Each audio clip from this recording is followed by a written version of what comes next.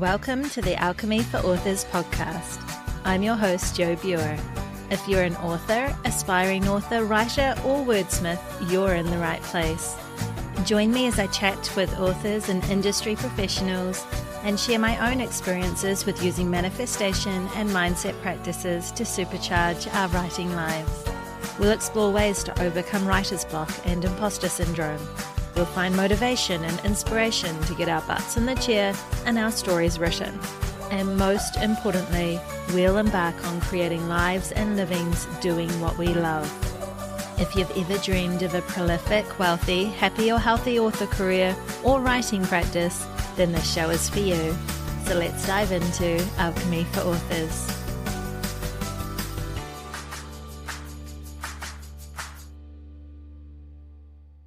Hello, my friends. Thank you for joining me for episode 59 of Alchemy for Authors.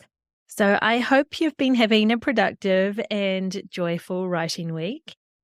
I have another wonderful show for you today with a return guest, David Rocklin, who will be sharing about the amazing bespoke writing retreats he is coming up in both California and in the south of France, of which there are still places available on the writing retreat in France for next year. So if you're tempted, as I was after listening to this episode, check out the info in the show notes to connect with David and to learn more about them.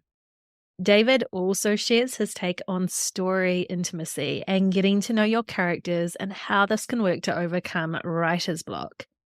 David is just so knowledgeable in both the craft and mindset when it comes to writing, and he is always so much fun to talk to, so I know you're going to get a lot out of this episode.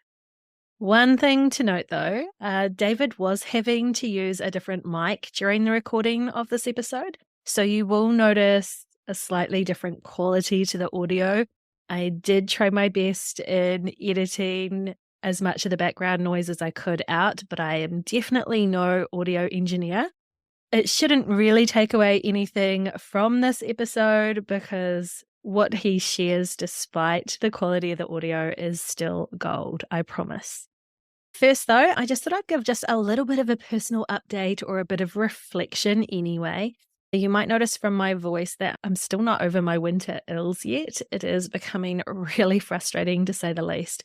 So everything's been moving at a bit more of a slower pace for me lately on the book front. However, my paranormal cozy, Hades Haunt, is still selling, which is wonderful. It hasn't died off that I'm kind of used to seeing with my books after a launch. And I'm still getting a trickle of reviews through, which are mostly really awesome. And so this is one of the things I wanted to reflect on with you. I had my first for Hades Haunt, my first less than stellar, I guess, review. It was 2.5 stars today. And it was obviously a reader whom I think this reader also said themselves that this wasn't really their genre. And yet, what I was really stoked for in reading this review was just how respectful the review was, despite only being 2.5 stars. And I may not have agreed with some of her critique, but like I said, it really did seem that she was really not my target audience for my book. And despite a momentary stomach drop in seeing the review, I really am thankful for how respectfully it was worded. And I think that is so important at the moment. So this is my reflection that I just wanted to share because there might be more of you out there that are kind of feeling similar.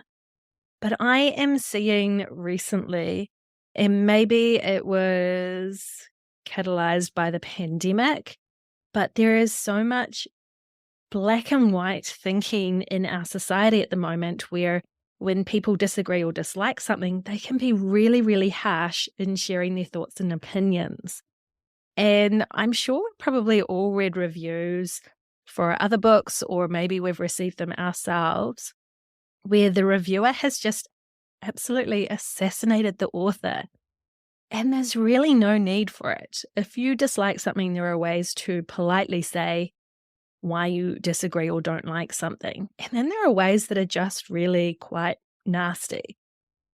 And I'm seeing a little bit of that nastiness creep into aspects of the author world at the moment. And it hasn't affected me directly per se, but it is a little bit worrying seeing that in this wonderful author sphere that we have, that things tend to be getting a little bit ugly on different forums, like on social media and things like that at the moment. And one of the topics that has really, I think, catalyzed some of this nastiness is people's thoughts on AI and artificial intelligence in the realm of writing. And this is not my reflection on how I feel about this. I have very mixed feelings about this myself, but I'm also really not wanting to be judgmental of other people's thoughts because I can see pros and lots of cons and lots of things that obviously need to be worked out in the space of ethics and what should be legal and what shouldn't, that are really just, I'm not knowledgeable enough to really have a strong opinion on at the moment. But I am seeing that the topic of AI has spurred some really nasty levels of toxicity towards others. And this is coming from both sides of the argument, those people who are all for the use of AI and those people who are not. And I know part of this is spurred on, I think, by the strikes in Hollywood and everything going on at the moment. But it really is a hot topic in the author realm too. And one of the ways that this has kind of filtered down into my world is that I had the most amazing guest lined up for this show, somebody that I have so much respect for and could not wait to have on the show, who is well known for being very, very well informed and who is able to speak really well about the pros and, of course, the very real cons of AI use within the author community. And I was hoping to have her on the show for an informative discussion that would maybe allow myself and those of you who are listening to learn more about both sides of the argument, for and against, and the predictions as to how AI is going to potentially affect the writing community in the future as well. And the reason that I wanted this person on here was just because I want us all to be able to make some really informed decisions about this topic, whether we ultimately choose to disagree with the use of AI or whether we decide to embrace it. Regardless of that, I just want those decisions to be made from a really well-informed platform. And so that was why I had wanted this person onto the show to talk about it, not to talk us into taking a particular perspective on it or stance on it, but just so that we could stay in the know a bit better. Then, yeah, I know for myself, I kind of buried my head in the sand a little bit with it for a long time, and I just don't think that's going to work anymore. Whether we want to ignore the fact that AI is out there or not, I don't think it is going to be able to be put back in the box. From my personal stance, I hope it at least is going to come with some tighter legal boundaries as to its use and all that. But I'm not informed enough to really speak about the ins and outs. And so that's why I wanted somebody who could speak from a more mutual ground about the pros and cons and where it sits in the author community at the moment. One of the unfortunate things, though, is that this wonderful podcast guest that I was going to have on has had to pull out twice now, and we'll try again in autumn and see if things have improved any out there in the world. But what has me really saddened is that the reason this guest had to cancel is that I think they're feeling that for their own safety and their own mental health, they no longer felt safe talking about it and have put a little bit of a stop on all of their media interviews and everything in regards to AI. And I think that's really sad that regardless of your stance on the matter, and to my knowledge, they're not necessarily an advocate for or against, they're just incredibly well informed about AI. But I think it's really sad when people start to feel that they could be attacked for even mentioning AI. And I have to admit, even in this opening sequence here, I was a little bit nervous because people seem to be very, very polarized on this, even mentioning AI, if this would get me torn down, because I'm seeing a little bit of that out in the author community right now, which is really, really sad because nobody understands writers like writers do. And so we kind of need each other. And regardless of our own opinions and what sits right with us, I think we can still treat each other with respect, even if we disagree. Which brings me back around to this long tangent that I went off of what does this have to do with my 2.5-star review? Just that on reflection, I am so thankful that I received this 2.5-star review and that there are people out there in the reading and author community who know how to disagree or critique something in a respectful manner. Of course, I had that little ouch moment when my story obviously was not a good fit for this reader, but they weren't nasty about it. They really weren't. And in fact, I think they ended the review with something about don't let this deter you from maybe giving this book a go or something, which I thought was really nice. Yeah, so I don't know if you're a little bit like me, but writing, like anything creative, I think can be, not only is it tough, but we put a little bit of ourselves into our stories and our poems and our books and whatever we write. And for many of us, being authors or being writers becomes part of our identity. And so when critiques thrown our way or shades thrown our way, we can take it really personally. And I know for myself, I am prone to being a little oversensitive when it comes to negativity or criticism thrown my way. And so, although, of course, I would love to just have primarily 4 or 5-star reviews, I really am thankful that this reviewer who gave me a 2.5-star review proved that there still is room for respectful disagreement in the world. And yeah, so that's my little reflection. And as you'll see in this show, my guest David actually talks a little bit about something similar in today's episode, and just that importance of us in the writing sphere supporting each other, because nobody gets what we do like we do. So nobody gets what it's like to be a writer the same as another writer. And so we all have that in common, regardless of our perspectives and opinions and beliefs on other aspects.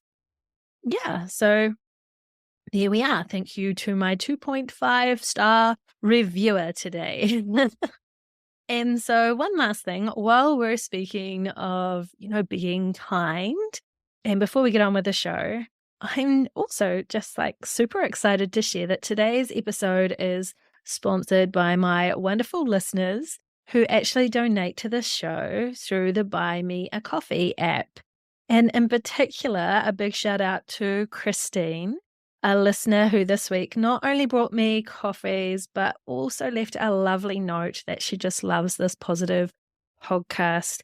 And so thank you so much, Christine. You honestly made my week, as do all of you who listen and share and review or send me DMs. It really does mean the world to me. And, we all have those tough days. And so you wonderful people are really why this show exists and continues. So thank you so much.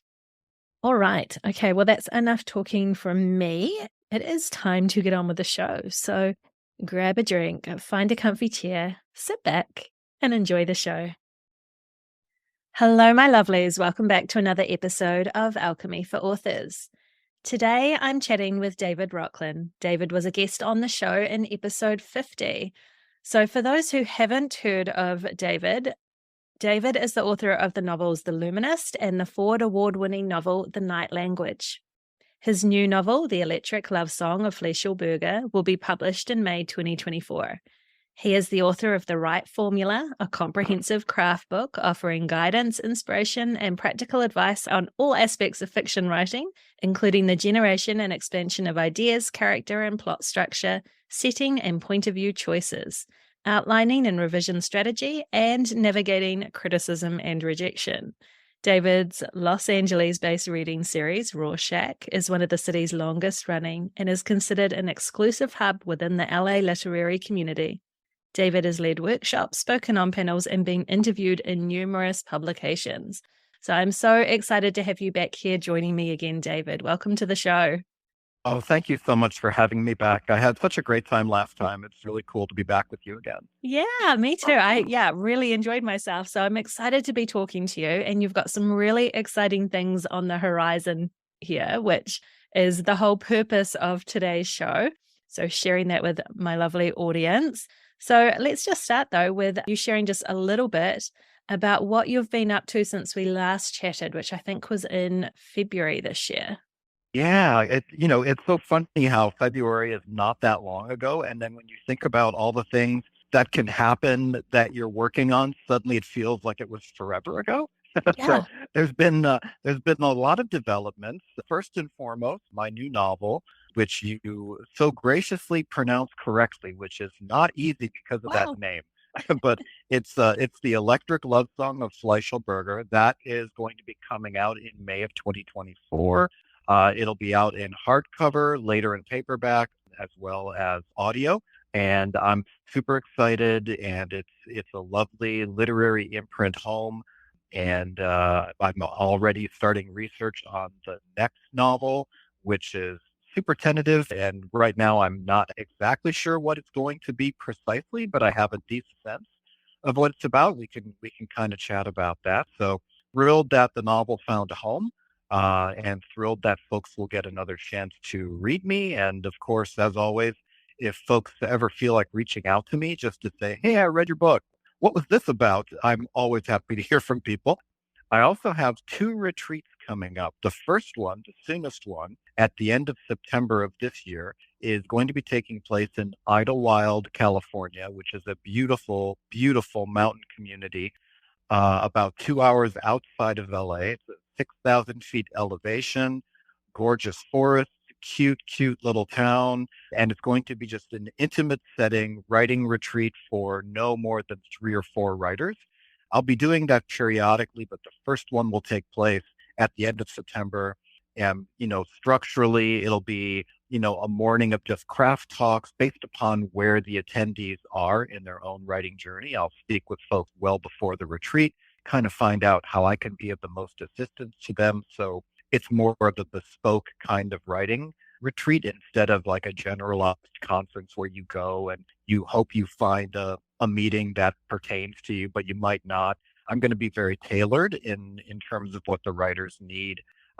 Food, hikes, massage breaks from a massage therapist who's just in town, just, fun evening plans, and perhaps a planned reading at the local bookstore at the end of the retreat. So I'm super excited about that. And it's a lovely, lovely space right in the mountains, gorgeous view, and it's very cozy. And then the big retreat, which I'm very excited about, and if your listeners have any questions, would love for them to reach out to me. This will be taking place in April of 2024 in the south of France at a Belle Epoque mansion with a view of the Mediterranean. It's just spectacular. I am really, really pleased and honored to be a part of it. That's going to be for no more than 7, maybe 8 writers maximum, where you stay in the mansion on the property. There are tours of the local village, including, because this is taking place in Grasse in the south of France and in Côte d'Azur. We will be going to a perfume maker where you can make your own personalized scent, just as one of the activities that'll be there, along with the retreat itself. Curated food, wine, gorgeous views, the company of writers in France, going to be amazing. Oh my gosh. That really does just sound so fantastic. I have so many questions for you about both those retreats. Yeah. And oh my gosh. Mhm. Yeah, amazing, amazing. So I think when we last spoke, you had mentioned the one in Idlewild. Yeah, so that's really cool. And then I have seen your posts on Instagram and everything of the beautiful pictures of your one scheduled for next year in France. And yeah, it honestly just looks amazing. So beautiful. Yeah. Yeah. Yeah, Yeah, very it's cool. really, I mean, this is, clearly it's going to be a little bit more expensive, absolutely in comparison to Idlewild, depending upon how far you're traveling from. But I actually, once the organizer reached out to me and asked me to lead this, which was really just the coolest thing, I took the liberty of pricing out the trip just to figure out, is this too expensive, in which case I don't want to even offer myself as part of the retreat because it's not fair. If I felt that it was priced too expensively, I wouldn't really hold it out as something that I would be, asking writers to consider because I don't want to put anybody in the position of spending, money that I can't reasonably think is appropriate based upon what's there. So I priced out how much would it cost to stay in a mansion like this and get sort of personalized chef created food, all 3 meals a day, the tours, putting the whole thing together. And I realized there's no way that I could recreate this trip for the price that is set for the retreat. It would be not quite twice as much, but pretty close. So, what I would say is this is, any retreat, any writing conference, any panel that we go to, like AWP or things like that, these are all investments in ourselves as writers. This is kind of a gift that writers can give themselves. It's a once in a lifetime opportunity to be writing in just a place of extraordinary beauty with other people who are there for the same reason, who get the struggles of being a writer, who are there to work, but at the same time, they're there to replenish, to re-energize it, to be inspired by where you are, which all of us as writers, working on all of your books, most of the time you're hoping to take inspiration in between things you got to do for your kids, things you got to do for your family. You're within the same four walls of your house. So the chance to put yourself in a setting which is just sort of instantaneously inspiring in a really rare kind of way, I just couldn't pass up the chance to make this available to folks. Yeah, yeah, that is so amazing. So cool. So you were approached about doing this retreat in Mhm. France, but you'd already had Yeah. in mind to do the one in California. So what is it about Mhm. retreats, other than you've said, the beautiful surroundings and that sense of community? But as a busy person yourself with all these different things that you've got going on with writing books and your day job and the Rorschach and family and all that, what drew you to wanting to put on these beautiful retreats? Yeah, no, that's a great question. And I think the answer is really no more complex than I love being the person for other writers that nobody was for me. And I Uh, think maybe as writers, we all sort of can relate to this, right? Writing by definition, it's a very solitary, vocation, avocation, whatever place in your life writing occupies. Maybe writing is something you enjoy doing, all the way towards more where I am, which is writing is just who I am. It's what I am, essentially. You usually are a little isolated when you're writing. At the end of the day, it's you and the screen. It's you and the pad of paper. And although you can talk to people who love you, who care about you, who support you about what you're doing, you can kind of run pieces of your story past people. You can kind of tell them about the challenges or the joys of it. You know, unless they're right there with you doing it, or unless they are writers themselves, they may not always fully appreciate it and they can't really help you with it. They can be sounding boards, but at the end of the day, once you've run those ideas past somebody, you're back to your corner. You're back to your room with the door closed or, the door open and people are just running past you all day, or you're sitting in a coffee shop and it's just you and your work. And there's nobody there for far too many of us who will say, I believe in you. I know right now it just feels like a long stretch before you even have this idea complete. I know that you have no idea if it's good. I know that you have no idea if it'll ever be published, if anybody's going to like it, if anybody's going to relate to it. I get all that, but I believe in you. I know you'll finish. I know this is good. I've read you. Your words are extraordinary. Things like that. I certainly didn't have that. So, like many of us, I was a one-man band when it came to believing in myself, when it came to telling myself, don't stop, keep going. There was nobody there for me like that. And when I became very fortunate, very lucky to be published, traditionally published, to have book tours, to be able to read for people and have that sort of feedback where somebody comes up and says, wow, it really mattered to me that I was here to hear your reading tonight, or I see myself in what you wrote, and I really appreciate that. And I realized that far too few of us from just a percentage basis get to have that experience, let alone the experience of somebody saying, I am here for you when you don't believe in yourself. I will remind you that I believe in you. I will remind you that your words are important and that if you don't pursue them, the world is a lesser place for not having your words in it. All of us need someone like that to believe in us, to tell us, hey, I love that idea, or that's a pretty cool idea. What if you did this? What if you turned it this way? Somebody who's just there in that capacity. I really enjoy being that person, even as I'm doing my own work. And I can kind of be that for myself, but I'm pretty relentless. Not everybody I know is like that. But I really enjoy being that for other people. And so to create a comfortable space, to create an inclusive space, create hopefully an inspiring space where we can all kind of be in our best spot when it's time to kind of turn to the work. I love being that person. And so I'm really excited about the chance to be that person in cool spaces for anybody who wants to be there. I think that is just such a wonderful gift to give back to the author community, really, because you're absolutely right. There are so many people that, yeah, do feel quite isolated, and we have to be our own cheerleaders all the way through. And that can get a little draining too. It's nice to have a little bit of Oh, that, yeah. yeah, that external support and Yeah. stuff too. So that's really cool. Now, because I'm talking about the retreat in France in April next year, but you've opened it up to maybe 7 to 8 writers.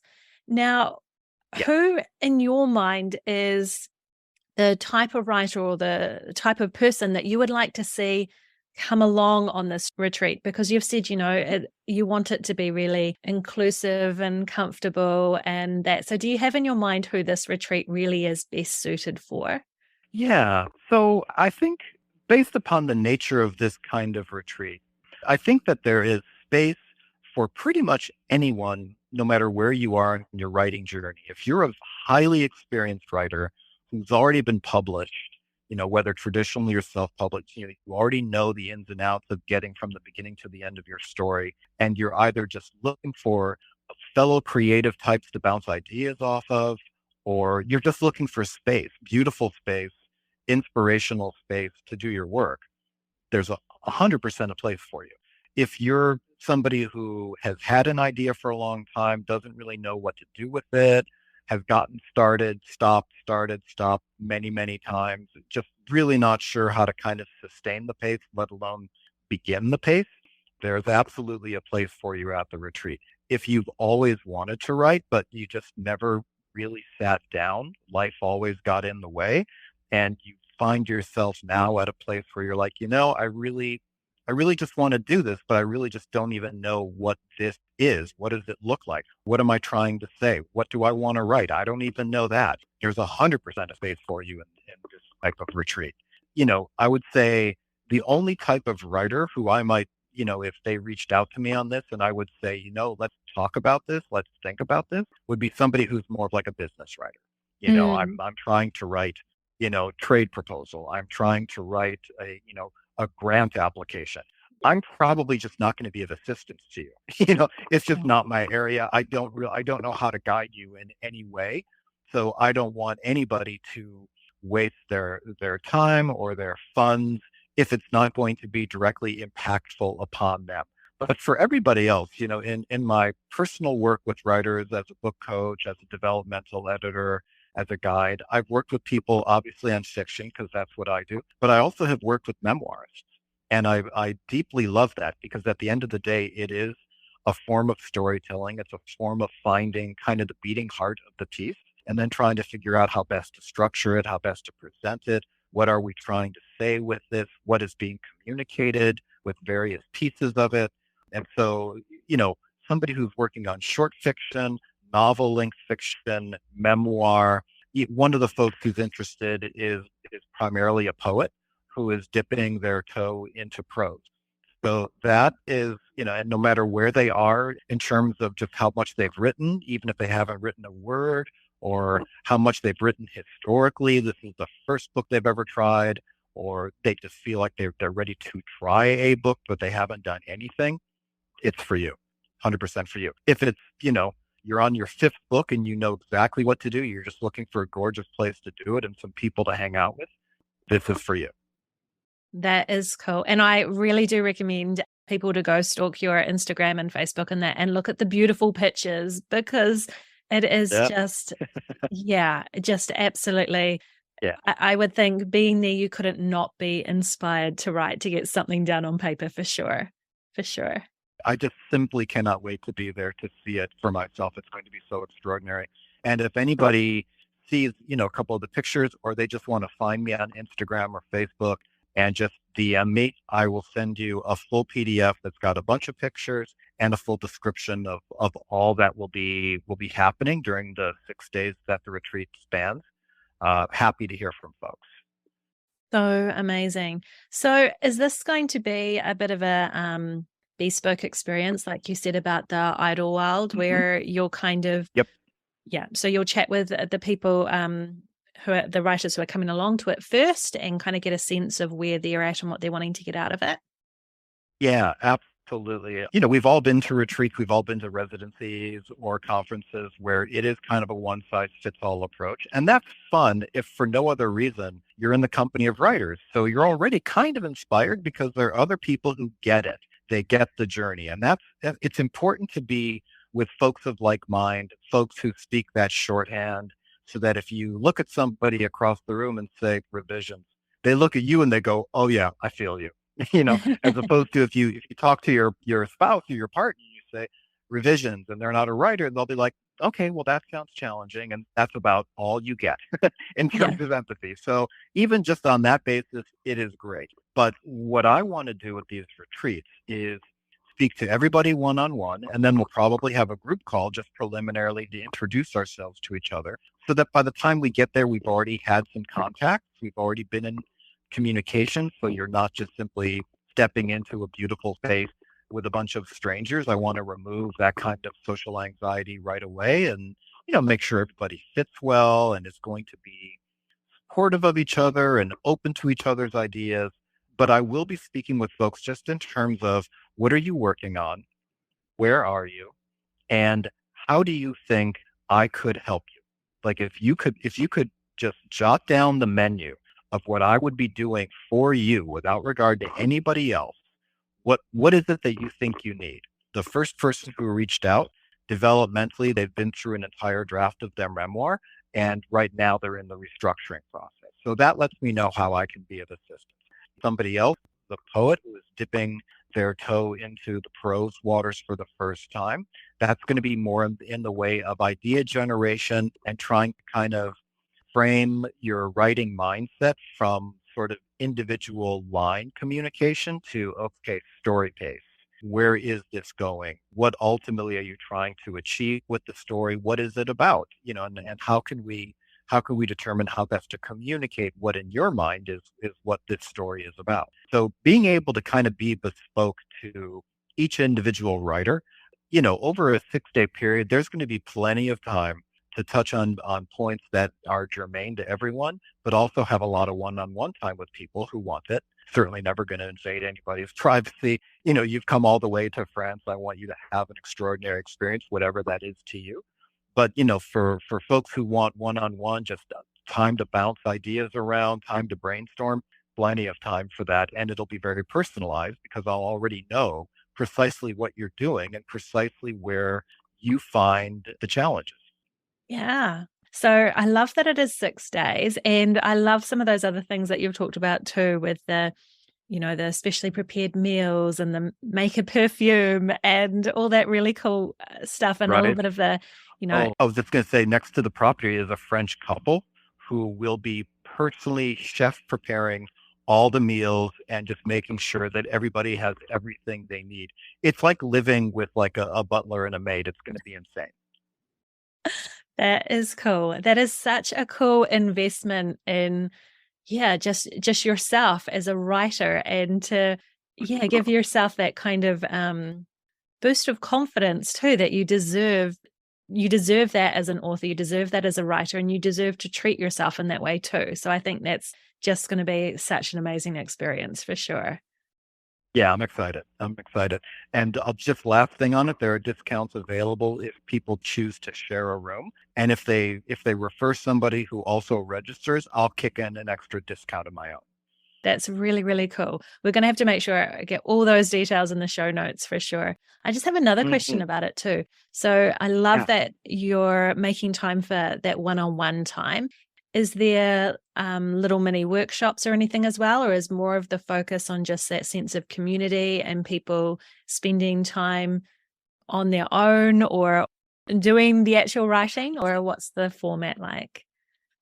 I think the answer is yes to all. So I think the way I kind of picture it is after everybody, has a lovely, sumptuous breakfast, which will probably take place depending upon, where people feel like being. There's sort of a large open area patio. There's also a saline pool. So if we can be poolside or we can be on this sort of upper deck patio overlooking the Mediterranean, which is like inconceivable to me right now how beautiful that will be. But after that, there'll probably be a general craft discussion.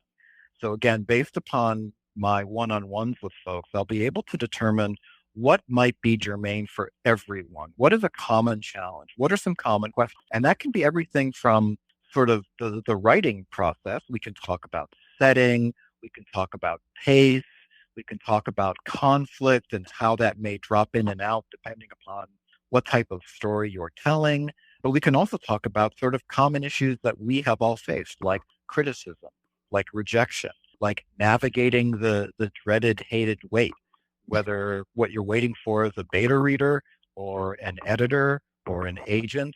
We all know that quiet, where you just have to sit there and manage your way through it and keep yourself believing and keep your spirits up. So there'll be plenty of time for sort of group discussions on a daily basis that will just be kind of, sort of gentle and guided and inclusive and bonding.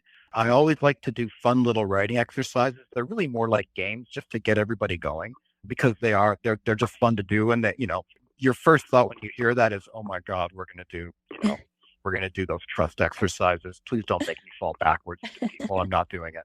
But, they're more like writing exercises and they're super fun, but they're a way because I have a very central philosophy when it comes to writing. And that is that the story you're writing, the people you're writing about, you have to know them as if they were your friends and as if these events happened to you.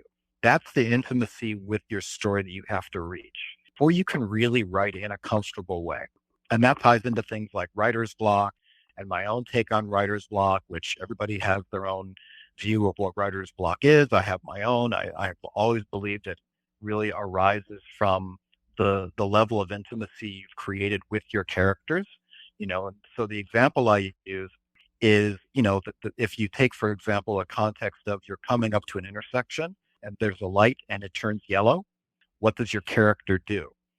That seems like a very simple question to answer until you realize that until you know that character so well, like you know them like your mother or you know them like your best friend, you can answer that question with no hesitation if you know them well.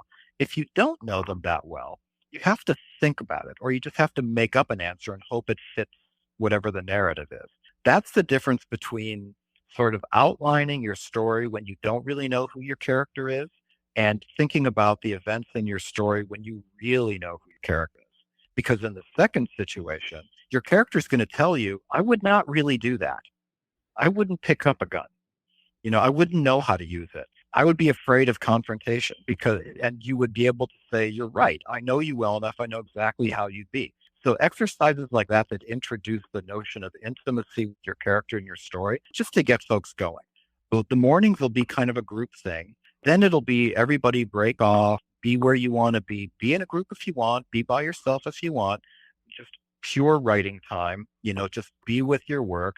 I will be moving around. If people want to pre-schedule one-on-ones, definitely. Otherwise, I'll be bouncing around, making sure that everybody has what they need, that, they're kind of moving through the work that they brought there that they really wanted to be able to generate. Into the afternoons, we'll always be coming back together to talk about what's the experience been like of writing today. If anybody wants to share pages, I'm going to create a very inclusive, open, listening kind of space so that it doesn't devolve into one of those writers' workshops where everybody decides to practice how sarcastic they can be. No, no, no, we're not doing that.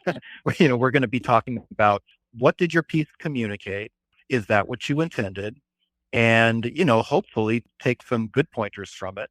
And then into afternoon activities and dinner and just relaxing and enjoying the company of writers. Oh, honestly, it just sounds so divine. It sounds so lovely. I told you I would tempt you. Oh, no, definitely, definitely tempted for sure. That is so cool. So I'm really interested. I know this is kind of going off on a bit of a tangent here, but I love your idea around writer's block being a lack of intimacy with character. And I love the whole idea of those little writing, um, fast write kind of almost game style things to kind of get your creativity flowing in that. But yeah, I really just want to go back to that idea of intimacy of character. And like, what are some tips that you would give for us to create that intimacy with character, to really get to know our characters well? Do you have some kind of go-to tips that you would recommend if that's something that we might be struggling with? Yeah, I do. And what it really kind of amounts to is becoming friends with them, asking them questions. And obviously the questions may flow from your story. But if you went to a party and you saw somebody across the room who seemed interesting and you wanted to meet them, you wouldn't go up to them and say, I have an outline of everything you're going to be doing for the next year between now and then. So here's exactly what you have to be doing on a daily basis. That would be creepy. They would run away from you. You would find out, whether you use this material or not. And it's a little bit like doing a character map, but you want to inquire of the character. You want to not quite interrogate the character, but you want to find out from them, where are they from? What are their circumstances? Contextually, where your character is in the world that you're creating is different depending upon, for example, what race are they? What demographic do they occupy? How old are they? How wealthy are they? How healthy are they? So, for example, if your setting is New York and it's present day, and your character is a 25-year-old, who identifies female, who is heterosexual, who is just out of graduate school and is just beginning her first job, the way that she relates to the city, no matter what story is going to be very, very different than if your character is 75, white male, identifies as gay, but recently lost his partner and is having health challenges and financial challenges. How they view Grand Central Station, how they view buying a ticket to a concert at Madison Square Garden, how they view getting in a lift and heading uptown. All those experiences are different for them. You're not on the same streets. You're not in the same city. You're not having the same experience at a restaurant or in anything you have to pay for. So interrogating them to find out all those attributes, you're going to start getting to know them. And I do have fun exercises where we basically ask questions of the characters. We find out a little bit about them. We put them in different situations to see how they'd react. It's a little bit like getting to know an actual person. And Mm. you just met somebody yesterday, so today you go to a water park and you find out they're afraid of heights. Or tomorrow you go shopping and you find out that their credit card's maxed. Or you want to go to the beach, but you find out that they've just had a skin cancer scare and they really want to stay in the shade and they don't want to be, a damper on your good time, but they're not willing to kind of go into the sun for any length of time. Or they're terrified of water. And then you find out it's because they had a relative who drowned. And then you find out that it's because they weren't the ones who could rescue them, but they should have been. So all of the inquiries you make of your character start leading to open possibilities of why are they that way? Why are they poor? Why are they sick? Why are they in that city? Why are they not in a different city? Where are their parents? Do they speak with them? Why or why not? And again, all of that may make its way into your story if it's germane, but you're getting to know them. You're becoming familiar with them as people. So now, when you put them into your story, and in the story, they have to essentially lead an attack against whatever, depending upon your genre, right? Or they need to lead a sort of magic based attack against the antagonist. Now you know, depending upon where they are in their story, well, how would they act? And it's not always just going to be based upon the outline that you created before you ever met them, where you were like, look, by page 30, I need to have a fight between the main wizard and the main warlock, whatever it might be. You're getting to know them to find out that's just not what they would do. They're becoming your friend, which is not to say don't kill them. If that's what the story calls for, go ahead. But you're getting intimate enough with them that you know how they would act in that situation. That's when your story starts to come to life. Is when you put that trust in them, that now that you've gotten to know them, they're making certain decisions. Those decisions may be at odds with what you thought the story was going to be. That's okay. How do I get to know people? I take long walks with them. I may get lost with them. I may go down a blind alley with them. I may end up someplace I had no intention of being. But during that process, we're talking, we're hanging out, I'm observing. The same thing with your writing. Write your way into a corner. Write your way into a blind alley. You may never use it. It doesn't matter. You spend time with the character and with the setting and with the situation, and now you know it that much better. Yeah, I think that's so important. And I think it's good too for people not to get hung up on you need to know your characters, but you don't need to know everything about your characters, because part of that magic is Right. discovering who they are in the Yeah. story. That is one of my favorite Totally parts agree. of writing. Oh, yeah. Oh, yeah. But do you remember when you were like a baby writer, like all of us were at one point, and the notion of, I don't really know how this ends, or I kind of don't really know what the third act is going to be, was terrifying. Yeah. And it almost made you feel like, well, I can't start until I come up with an idea.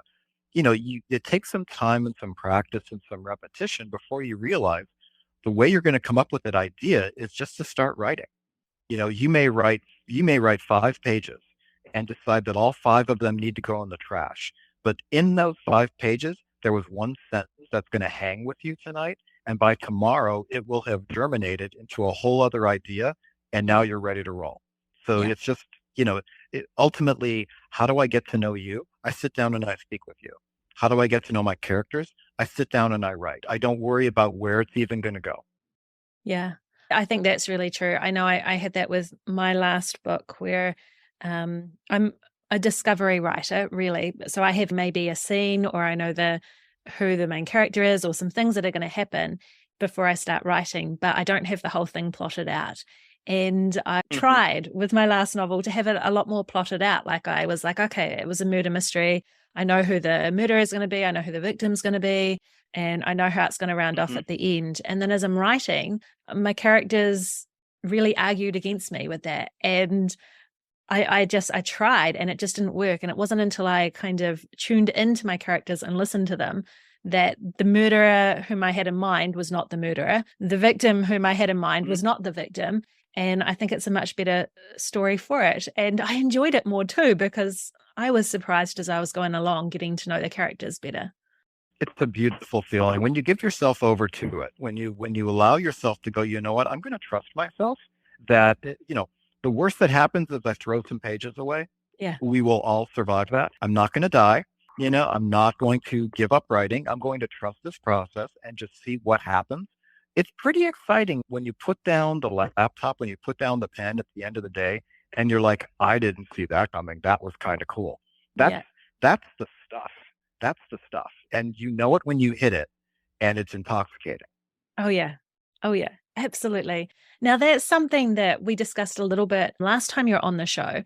But when we talked about your books and that, you have this real talent for really getting to know your characters. And you were talking before how you actually, you quite enjoy helping other authors and that who are writing memoir. And I can kind of see a sense of that in your fiction stories that you write, because even though they're not memoir, you really get to that core sense of your characters and stuff, which I think just makes really brings your stories alive. Talking to you last time, that was really visible to me, that's obviously like a real talent that you have for going deep with your character in that. Can you talk a little bit then about your latest book that is going to be out May next year, which, with the way the year flies, it's not going to be too far away. No, It's crazy. I've been thinking about that actually. But yeah, the electric love song of Fleischl Berger. Can you talk a little bit about that? Sure. I have yet to really come up with a good elevator pitch for what this is about. So bear with me. So, really, what it is at the end of the day, I've been thinking about it as it is the extraordinary story of an ordinary man. And that's kind of what, in a weird way, all of my books have been in one way or another, in that I'm always drawn to these small moments, small historical moments that are lost now. The feeling of excavating just these little forgotten moments that maybe nobody even noticed or thought about much at the time. But in hindsight, we look at it and we realize how that little moment was sort of like the hub of an entire life. That's always the most exciting feeling to me. And that's really where this started. So, what it's about at its heart is a young man in Germany before the turn of the 20th century who undergoes a life changing experience. He has a near death experience that he cannot explain. And he spends the rest of his life trying to understand whether it was real, how it happened, and what it meant.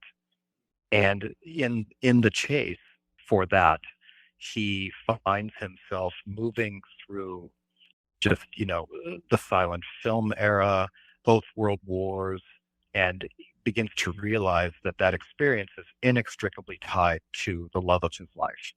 And that Mm. at the end of the day, the two things that are so powerful that they can transcend what we think of when we think of sort of normality and what is possible are just the power of love and the power of death, and how those things are very twined together. So it's based extremely, extremely loosely. I fictionalized the living hell out of it, I promise you. But it's based very, very loosely on the fact that the German psychiatrist who is popularly credited with the discovery of the electroencephalogram had a near death experience. And the electroencephalogram was really just a bystander of his chase to try to prove that what happened to him was real. So that story just struck me as so odd and so small and lost, but at the same time so momentous that this person literally devoted his life trying to prove something that seems impossible. And so I was just immediately attracted to that. And so this is kind of a GARP like sort of humorous yet serious, reimagined historical fiction about an ordinary man who is far from ordinary, who is actually extraordinary, and by the later part of his life finally comes to realize that. Sounds so good. So, how did you come across this? Because you said your inspiration was about this man who had a near death experience and then was trying to prove it as real in that. How did you stumble across that? Where did you come across that? I'm a sucker for footnotes. Um, so I always have this feeling that if somebody went to the trouble of footnoting something, I must go read that footnote because look at all the trouble they went through. That would just be rude not to read it. And so I've always been kind of interested in the whole near death experience phenomenon because I kind of want to believe it's true. It just seems so cool. And Yeah. I was reading with no thought really of a book, but I was reading an article about a woman who had just an impossible to explain experience in the, I think, early to mid 90s, like 1990s, where she had a brain aneurysm. And after she was brought out of surgery, was able to describe exactly what they were doing, the time they were doing it because of the clock on the wall, and the instruments they were using, because she said she was floating above herself watching the whole thing. And there's there's no way she was awake during the surgery. So there was just simply no rational explanation for how she could have experienced this. And I thought, oh my God, it's a cool story. I don't really know what I would do with it. Some ideas you run across are very cool, but they're already kind of large and fully formed. So it's Yeah. like, where's the novel? Where's the meaning? Where's the background? Who's the population around this? But the idea was super cool. And in the middle of the article, there was a footnote. And I'm like, well, I must follow this. What is this? So the footnote talked about this gentleman who was credited with creating the EEG and that he did it because he had his own near death experience. I'm like, well, I've got to look into him. I said, but that's just this vague little note. I got to find out what that's about. And it was his story that really drew me in, and it becomes sort of the inciting event for what happens in the book. So, kind of taking what happens in the book from the book as opposed to from his life, because I very much kind of changed and played with it. But basically, he is a little bit lost, doesn't really know what to do with life, has had some really rough experiences, is far away from his family, from his home, from the girl who he has come to think of as the love of his life. And he is watching army maneuvers at a seaside city in Germany. And there's an accident involving a cannon that topples off of a cliff and it almost hits him. So he should have been killed. But as luck would have it, he narrowly escapes. But all the emotions, all the fear and the terror come out. When he is brought back to the barracks, there's a telegram waiting for him. And the telegram says, "Did you die?" And it was sent pretty much at the same exact time that the accident took place. It's just not possible. Nobody knows about it. This is, the late 1800s. It's not like you have internet. Nobody's aware of this, and yet this telegram is there. The telegram, as it turns out, is from the love of his life, saying that at the time of this accident, she heard him scream. She knew that it was happening. It's impossible. And that's the jumping off point for the rest of the book as he tries to understand why this happened, how this happened, was it real, what does it mean? Oh, wow. I'm totally drawn in already. That is so cool. Oh, thank you. Yeah, I'm going to be super impatient now waiting for May next year. Oh, I'll send you a copy the moment it's available. Oh, that'd be amazing. I I love those stories where yeah, the love, life and death, that concept. And yeah, I've got a bit of a interest in the whole near death experience thing. I haven't experienced it myself, but I'm definitely really intrigued by people who say that they have, and the concept of what happens to us when we pass. And so, yeah, Right. and then historical fiction too. I love that. So for myself, I can't wait to read your book. That's going to be amazing. So cool. Oh, thank you. Thank you so much. I really appreciate that. And did you go with a different publisher for this book than your other ones, or have you swapped different publishers all the way through? All the way through. Yeah, Yeah. all the way through. I've never signed a contract for more than one book. And so this will be my third home. And I sort of like that. I mean, I'll be honest, it can be nerve-wracking as you wait to see if you're going to have a home. Yeah. As we all know, the way I like to think about writing is if you are writing, you may feel the way I do, which is it's not a choice. It's who you are. You have to do it. It's how you understand the world. However, if you are writing and then publishing or trying to get published, putting it out there in some way, that's not that's not like an imperative, a part of you. That is a decision you've made. It's a choice you've made. And so with that choice comes all the pitfalls, all the obstacles, all the stumbling blocks, like rejection, like criticism, like hearing the word no over and over until you finally get the yes.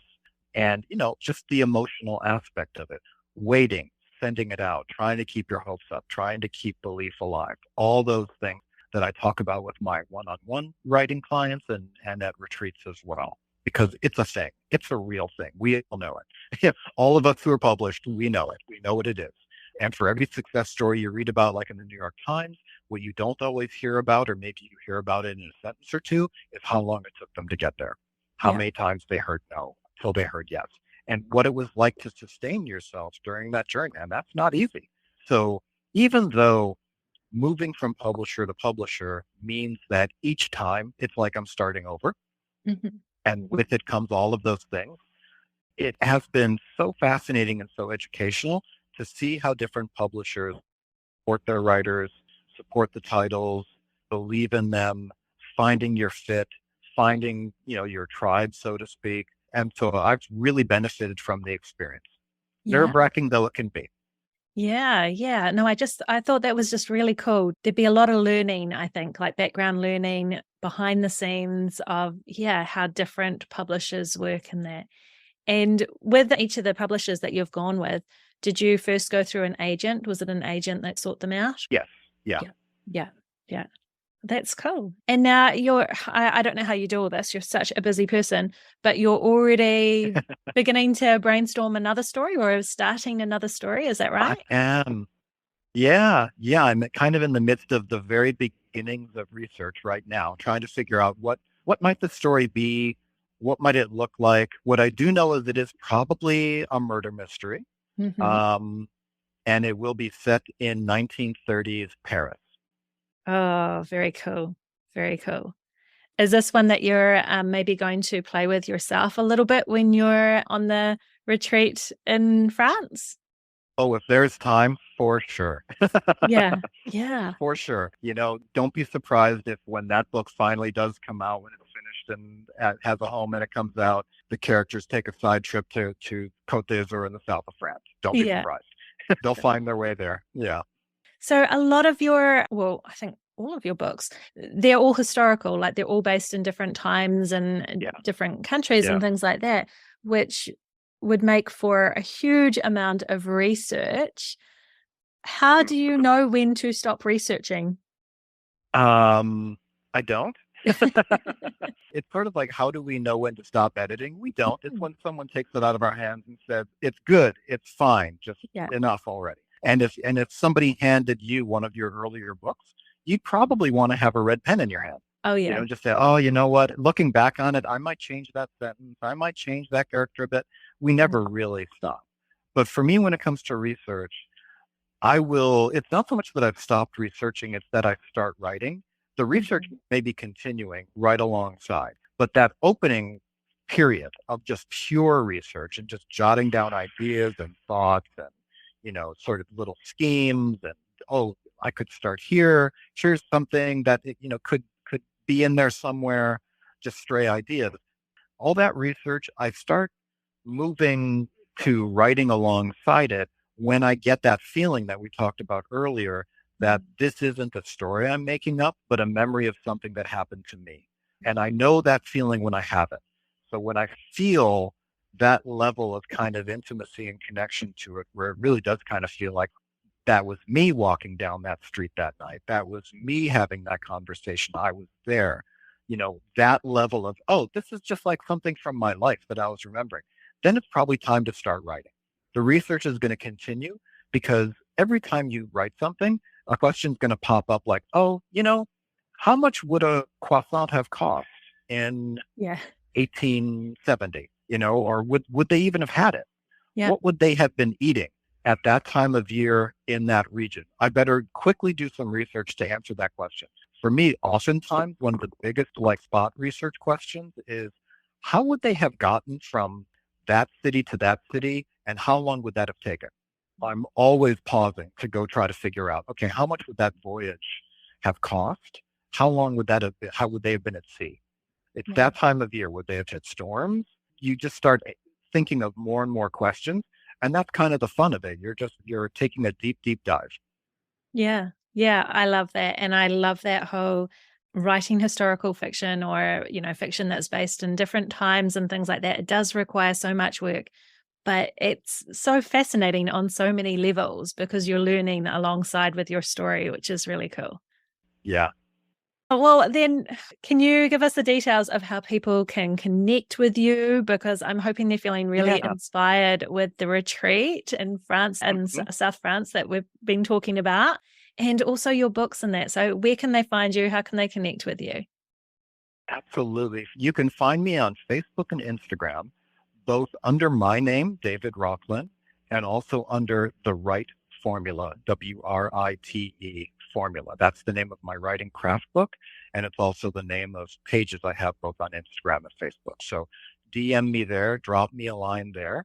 And I would love to hear from anybody who either just wants to talk about writing, wants to talk about the retreats, wants to bounce around ideas, or even just wants to share with me, oh, here's what I'm working on. Love to hear it. Well, you'll always hear back from me. I'm not that person who gets messages and doesn't return them. I will return every message I get. Awesome. Well, that is just so cool. Thank you so much for coming on the show today, David. It's just so inspiring hearing about the stories you're writing, how you're giving back to the writing community through the retreats and everything. It's been so good talking with you. Oh, you too. It's always a joy talking to you, and I can't wait to do it again. Takeaways from today's show. 1. Consider attending a retreat as an investment in yourself and in your writing, as well as an opportunity to connect with others. 2. Increase your intimacy with your stories and characters to banish writer's block. 3. Don't be afraid of writing yourself into a corner. It helps you get to know your characters and story better. 4. Write through writer's block. The worst that may happen is you have to throw a few pages away. But also, there might be one idea or sentence that could inspire you and get you back on track. 5. In making the choice of publishing your work, be aware that such a choice will require from you the resilience to move through the pitfalls, obstacles, rejection and criticism that often comes with putting your work out into the world. But also, don't let those things hold you back.